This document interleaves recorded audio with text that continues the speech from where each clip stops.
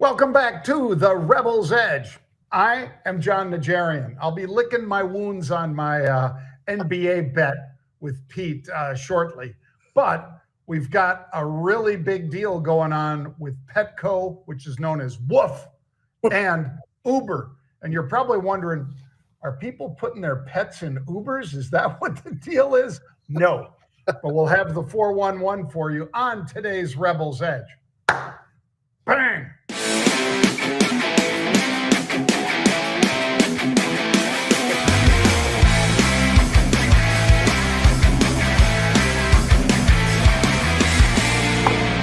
And we're off. The Rebels are ready to rock and roll. Jon, I'll tell you what, people are so excited because they love the sports stuff, man. And for the right reason. You and I, it's not like we're just pulling it out of our rear end. I mean, two of us did play football, did run track. You played hockey at the high school level at least and played at the NFL level. I played at the NFL level. So, yeah, there's a reason why we get to some of these sports things. And I'll tell you what, they're loving them almost as much as they're loving the VIX and the fantastic futures and what we've got, especially with the unusual that we've got frequently in a lot of the names that we've selected. Tell you who's loving life these days, Pete, is the bookie taking the other side of my bet the last two. I think I'm done. I'm done with the NBA. No. I'm only doing NCAA, not NBA. All right, because that's fair. The Lakers, that screwed me over. And then the freaking Phoenix, God. Well, we'll get to that. Yeah. But let's open it up, Pete, with Macro Minute. And of course, President Trump is again our Macro Minute hero for some, GOAT for others. He announced new tariffs that are going to be on imports yesterday. It's a 25% tariff, but guess what? It starts at 2.5% and goes up to 25%. So again, people are trying to model that, Pete. All right, what do you got? I don't think you could go anywhere but that, Jon. I mean, the reality is that is what's moving markets, and it was moving markets yesterday because this was all happening. This news was coming out. We probably had some pretty good ideas of what exactly the president was going to do, and sure enough, he did it. And he's got a certain magic right now, Jon, where he can shake the markets up a little bit. But when the dust has settled, now that we've gotten a little deeper into today's session, boy, we're really, really close to basically being fairly flat right now as far as like percentage wise. We are almost at 0, 0, 0 across those three big indices. So did it have an impact? Yes. Did it have a lasting impact? Sure doesn't look like it. Not right now. Yeah. Well, maybe this one will have a lasting impact, Pete. We'll have to see. That is, Goldman says copper prices are still going to be going up because tariffs will avert a glut in the United States because, of course, we won't be getting copper from China and Canada, not to near the extent that we used to get, I guess.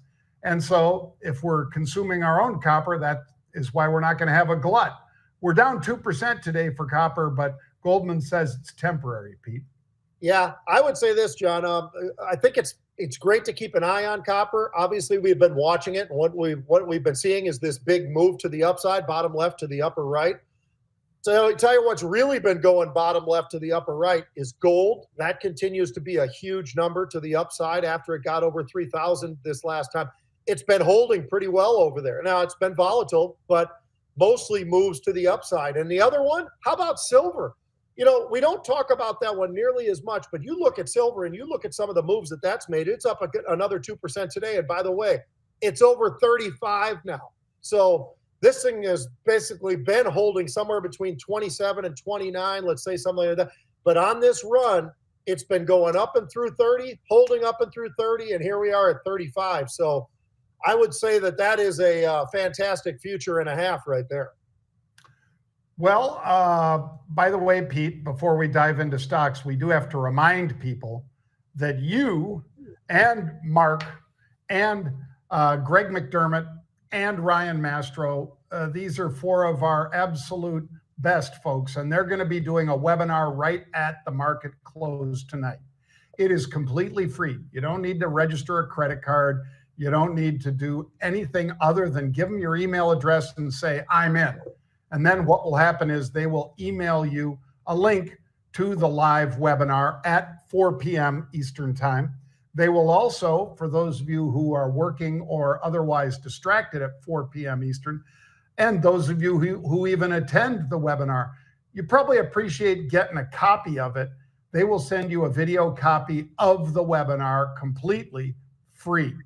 And all you have to do is register. So go on over. We usually get 6,000, 7,000 people that register for these.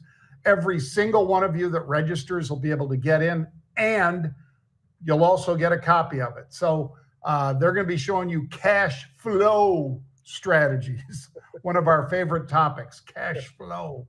So it's also one of Grant Cardone's favorite topics, cash flow, 10x.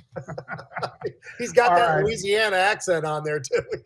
I'll get a cash flow, John. That's what I'm talking about. Some cash flow. All right.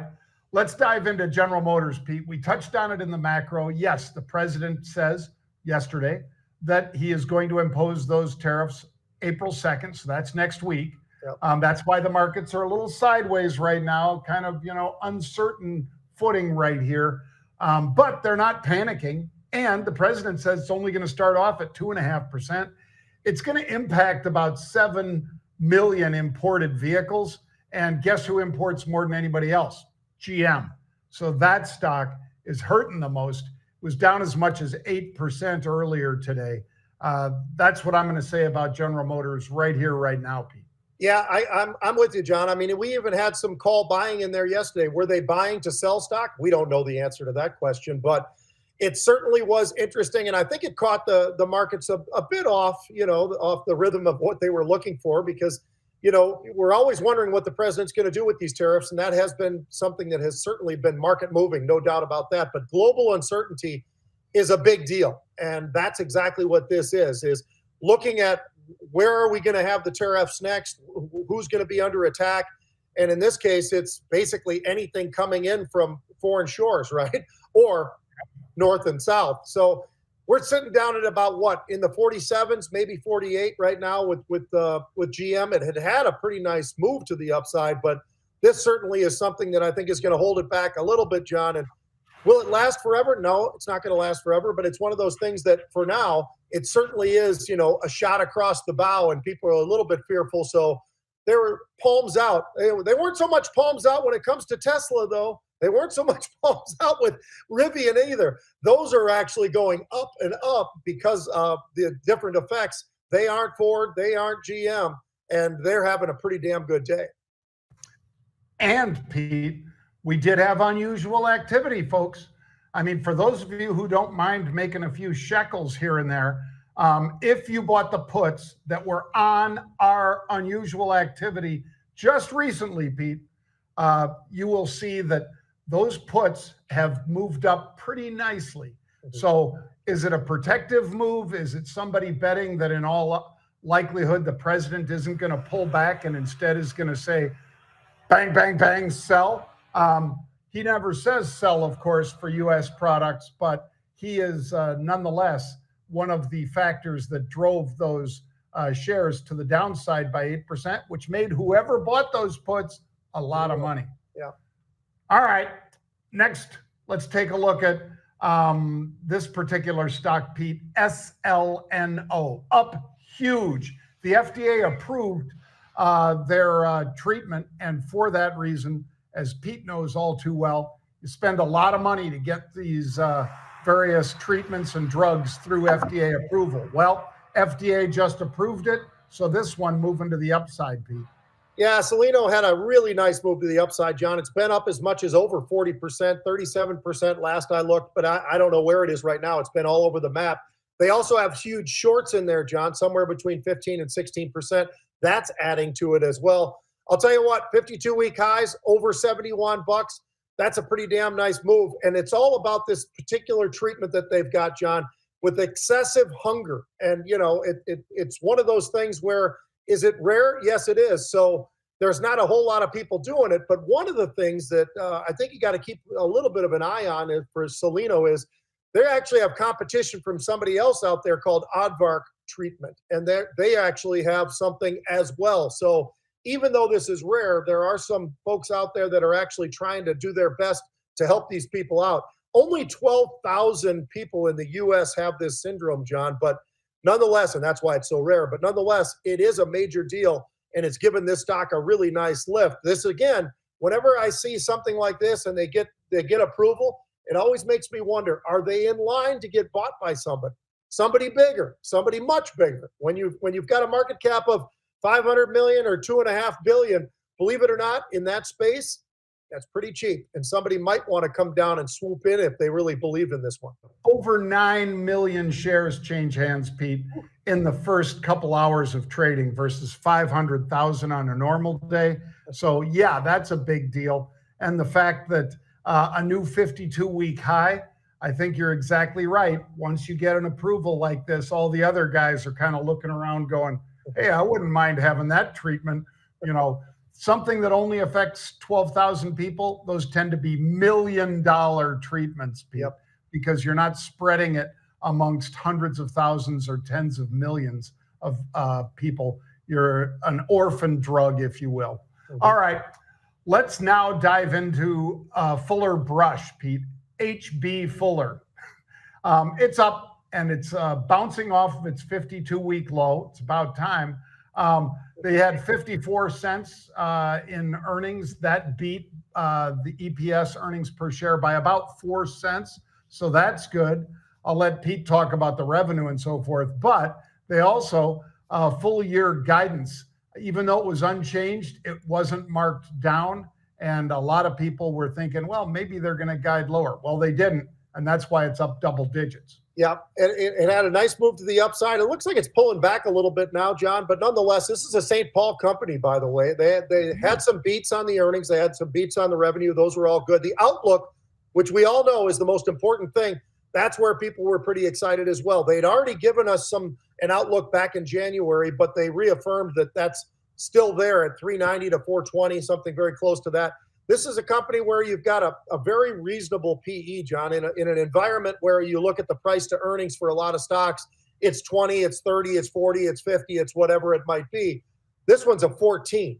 So you're talking about very, very interesting and something that's just going to be a grinder for you in a good way. The free cash flow here is very solid.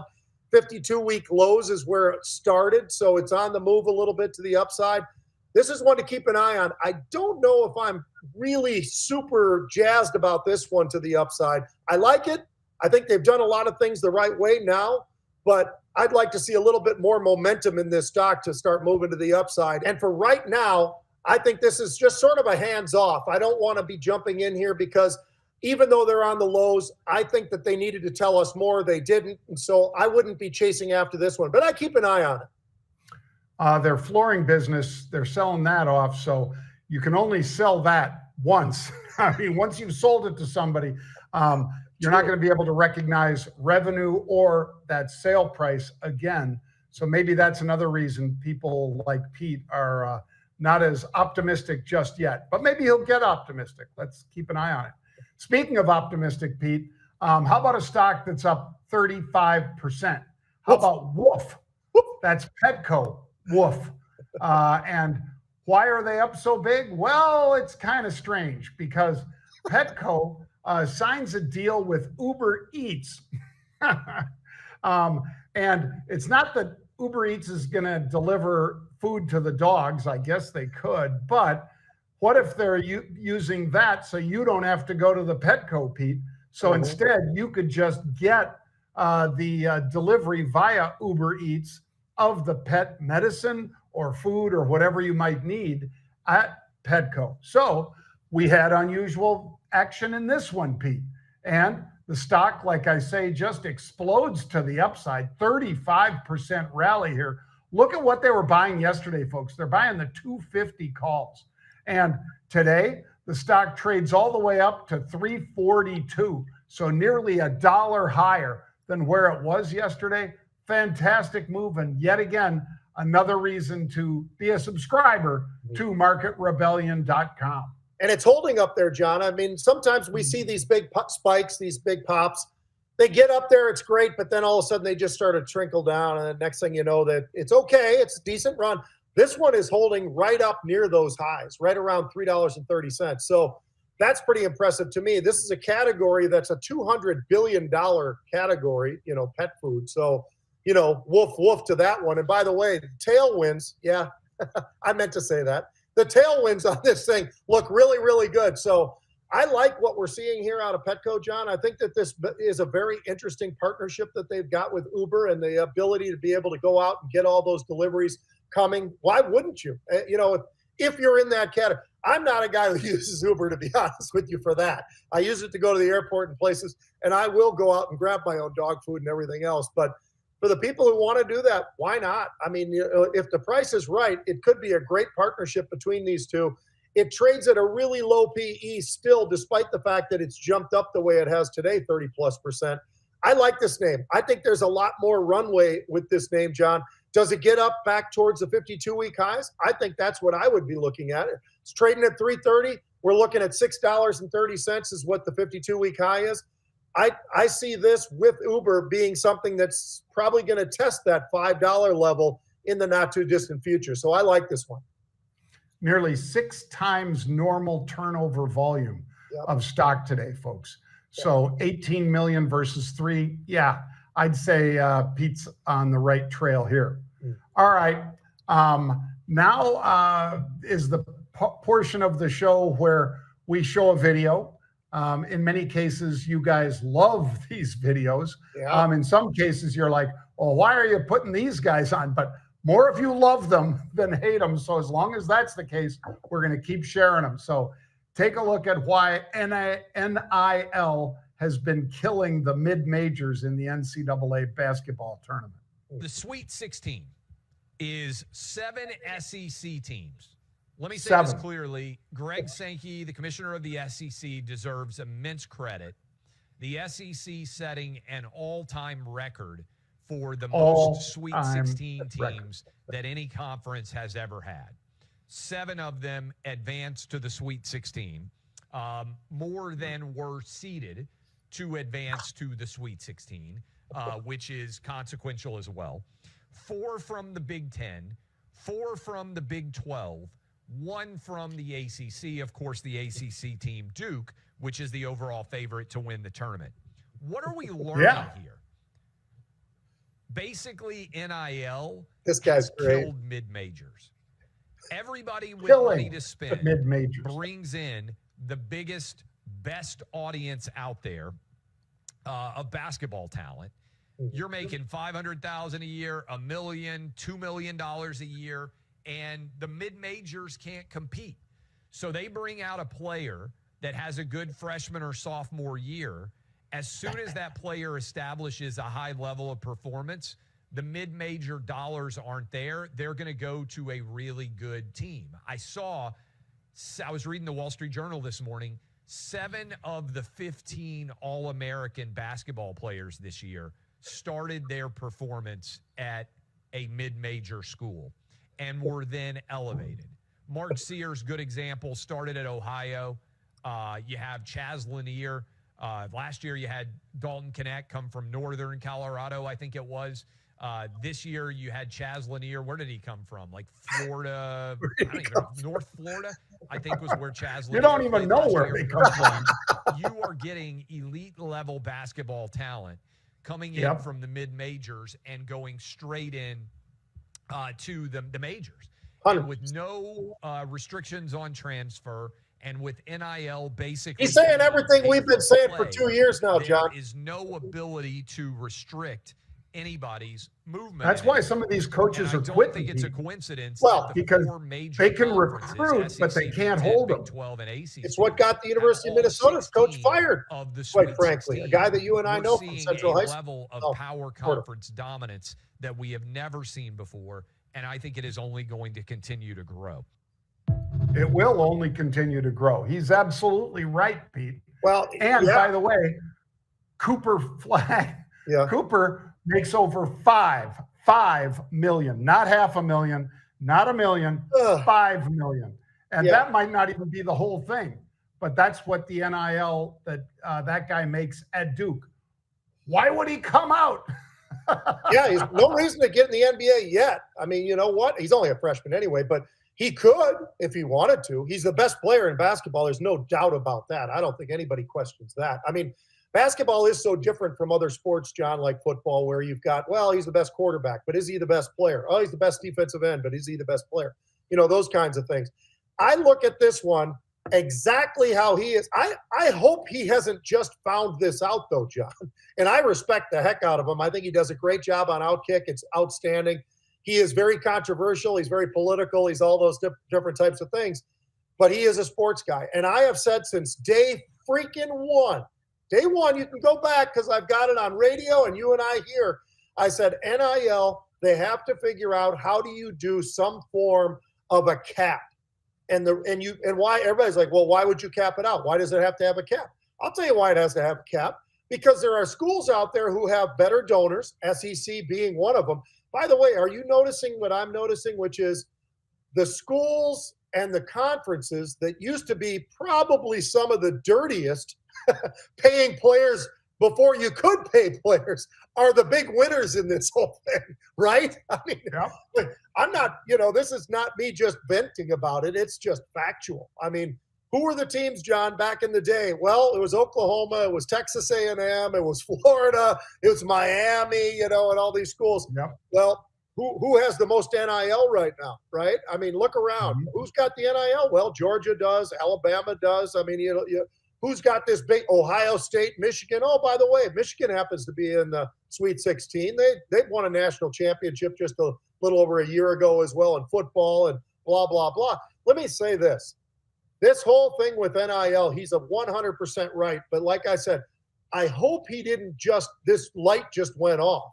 But nonetheless, you get, 12 schools out of the SEC got into the tournament. And now you've got 7 left in the Sweet 16. That's pretty damn impressive, John. And like he said, and I was putting this together earlier today. I had no idea he was going to do this, but you got 4 from the Big 10. You got 4 from the Big 12. Oh, you got probably the best of all of them out of the ACC. 1, which is Duke, of course. And as you said, they got a player getting $5 million. I wonder how he decided to go to Duke. Was it because it was, that beautiful of a place? And it is. It's a beautiful place to be. It's a hell of a basketball school. So I could say all of those are great reasons. But I'll tell you, John, they have got to figure out how to do this. So here, with all that being said, who do you think wins this thing? I'm going to tell you right now. Cooper Flagg, with his health being good right now, I don't think anybody touches him. Matter of fact, I have a feeling that they blow through this whole thing and actually get to the finals and blow it up, and people might even turn it off in the second half because I think they run off whoever it is, Houston, whoever it is that wins. But I will give the NCAA credit. Look how many number ones are there, John. You've got Florida, you got Houston, you got Auburn, you got Duke. They're all still there. There are a couple of long shots in there. Arkansas is one of them. The only other one, not really all that long a shot, but BYU, 6th ranked. But, when you really look at it, they really got this pretty right, I'd say. Yeah, I think they did, Pete. But I think it's exciting for fans that the teams are so different every year. Yeah. So different. Now, is it tougher for fans? Yeah, because you don't know who the players are at the beginning of the year in many cases. Mm-hmm. But anyway, let's talk a little. I think you're right. I think it's going to be Duke, Pete. And I'm also thinking, Pete, that they go from like a 27% chance out of the Sweet 16. They get to the Elite 8. It's going to be getting close to 50% at that point. Yeah. So people that trade these bets might not be doing so bad if they pick one up now. Anyway, so what do you got as far as NCAA? You've already said, let's talk NFL, Pete. Yeah, let's get a little NFL, John. So here's what I'm thinking is going on, and you tell me if this is so far out there, because not very many people are talking about this. But the draft, of course, everybody's talking about the draft because it's a big deal. We've had the pro days, we've had the combines, we know all these players that some of us never even knew who they were. Now we know everything about them, right? So Cam Ward's your first pick in the draft. That's pretty much a lock for everybody to go to Tennessee. what if, and if I'm the GM, John, I would consider this what if. What if I do something like the Chicago Bears did with the Carolina Panthers and say, well, you give me 2 first-rounders, you give me one of your top players that you've got that we maybe need in that position in Tennessee, and maybe a couple other draft picks that are a little bit lower. I kind of think if I'm Tennessee, if I'm the general manager, you know what? I not only listen, I'm very much listening very closely to what they're willing to give up to get him. And the craziest part about this, John, it could be pick 2, pick 3, whoever. There's a lot of folks out there who need quarterbacks, right? And so that is helpful to Shedeur. It's helpful to some of the other quarterbacks that are out there, Jackson Dart, stuff like that. So what I'm looking at, John, is do you make that trade? I'm going to say right now, if they get offered that trade and we find out they did and they still go to Cam Ward, I think that's a huge mistake because I think there's enough holes. And by the way, look at where they're picking Tennessee, number 1. There's enough holes in that team right now that need filling, that it's not just a quarterback. They need a quarterback. They don't have a quarterback. But what about somebody who maybe has a quarterback and throws out a couple of number 1s and something else in this deal? I don't know, John. I would be so tempted to make that deal, and it always seems to work for the team that gets all the players and that. It's the team that traded for the 1, Carolina Panthers, and all of a sudden you've got a quarterback that's circling the drain, right? I mean, they have been struggling now for a couple of years with him. I just wonder if Tennessee's willing to go there and if they got the guts to make that trade. What do you think? I think they're playing poker right now, Pete. Yeah. They're basically telling everybody, yeah, we're taking Ward, we're taking Ward, we're taking Ward. And so everybody underneath them's going, God, we really want Ward. If you could trade that spot to the Giants and you get, so now the Giants get Cam Ward.